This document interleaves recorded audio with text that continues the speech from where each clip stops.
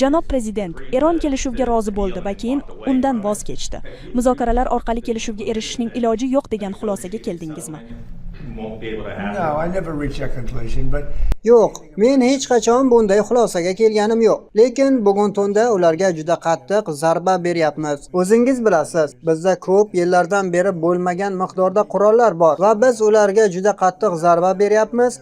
Bu davom etadi va nima bo'lishini ko'ramiz. Ammo biz ularning barcha hujumkor salohiyatini yo'q qilyapmiz va biz bo'g'ozlarni nazorat qilyapmiz. Biz blokadani qayta tiklayapmiz va bu blokada boshqa birovga emas, aynan Eronga qarshi. Boshqacha aytganda, Eron bilan biznes qilayotgan har qanday odam u yerdan o'ta olmaydi. Blokada ehtimol ularga zarba berishdan ham samaraliroq bo'lgandir. sure, I do.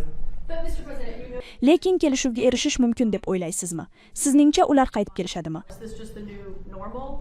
No, well, you know, Yo'q, bilasizki, bu Vyetnamda 19 yil bo'lganmiz. Bu yerda esa bor yo'g'i 4 oydan beri bormiz. Shuning uchun menimcha biz juda ko'p ish qildik. Biz bir oy ichida ularning harbiy dengiz flotini yo'q qildik. Ularning harbiy havo kuchlari umuman yo'q bo'lib ketdi. Biz ularning aksariyat raketalarini, biz ularning dron ishlab chiqarish quvvatini taxminan 92% ga yo'q qildik. Ularning raketa ishlab chiqarish quvvatini esa 89% ga yo'q qildik. Ularda biroz salohiyat qolgan, lekin bizga qarshi turish uchun hech qanday salohiyati yo'q. Bu deyarli shunchaki harbiy to'qnashuv.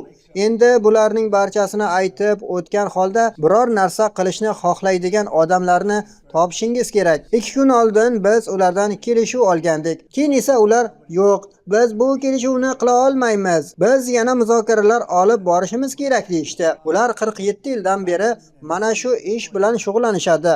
Farq shundaki, hech kim men kabi muzokara olib bormagan va buni Bush, Obama, Biden va ulardan oldingi odamlar qilishi kerak edi. To'g'risini aytganda, ular 47 yildan beri hammani shilib kelishmoqda va haqiqatdan minglab odamlarga zarar yetkazib, ularni o'ldirishmoqda. Ular 52 ming namoyishchini o'ldirishdi.